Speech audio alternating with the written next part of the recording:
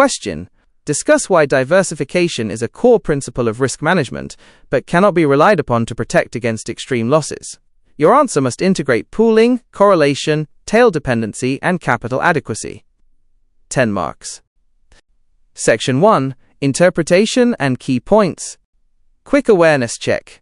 The power of averaging, pooling, works because independent risks cancel each other out, the law of large numbers. The crisis convergence. In normal times, stocks and bonds might move differently. In a crash, they often fall together. Tail dependency. This is the mathematical name for when risks clump together during extreme events. Capital buffer. If your model assumes diversification that doesn't exist in a crisis, you won't have enough capital to survive. Section 2. Logic breakdown. 1. The basis of diversification, pooling. Explain that diversification relies on pooling independent or weakly correlated risks. According to the law of large numbers, as the number of independent exposures increases, the aggregate volatility decreases.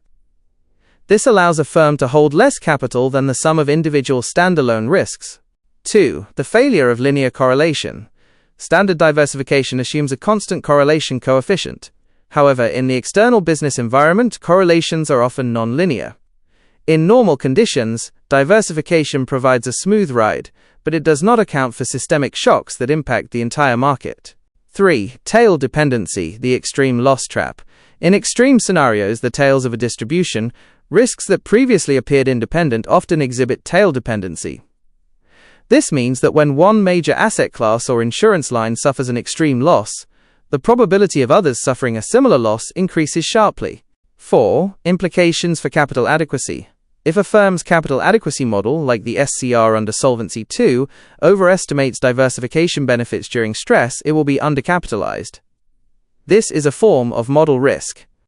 A high distinction response notes that capital must be calibrated to the joint tail of all risks, not just their average behavior. Section 3. High distinction model answer. Diversification is the only free lunch in risk management because it utilizes pooling to reduce the volatility of a portfolio. By combining risks that are not perfectly correlated, the law of large numbers ensures that idiosyncratic losses in one area are offset by gains or stability in another. This allows firms to realize diversification benefits, reducing the total capital adequacy requirement compared to the sum of standalone risks. This principle is foundational to insurance, where the pooling of independent lives or properties creates a predictable aggregate claims profile. However, diversification is fundamentally limited by the nature of correlation during periods of extreme stress. Most financial and insurance models rely on linear correlation coefficients that describe average relationships. In reality, markets exhibit tail dependency, where correlations spike toward 1.0 during systemic crises. For example, during a global recession, equity markets, corporate bonds, and even property values may collapse simultaneously. In such cases, the offsetting effect of diversification vanishes exactly when it is needed most, transforming what appeared to be a diversified portfolio into a single concentrated exposure to a systemic shock. This creates a significant threat to capital adequacy. If a firm's solvency capital requirement, SCR, is calculated using optimistic diversification assumptions that ignore tail dependency, the firm will hold insufficient capital to survive a 1 in 200-year event. This represents a failure of enterprise risk management, ERM. Professional actuarial judgment requires the use of stress testing and scenario analysis to evaluate the true risk of the portfolio under extreme conditions.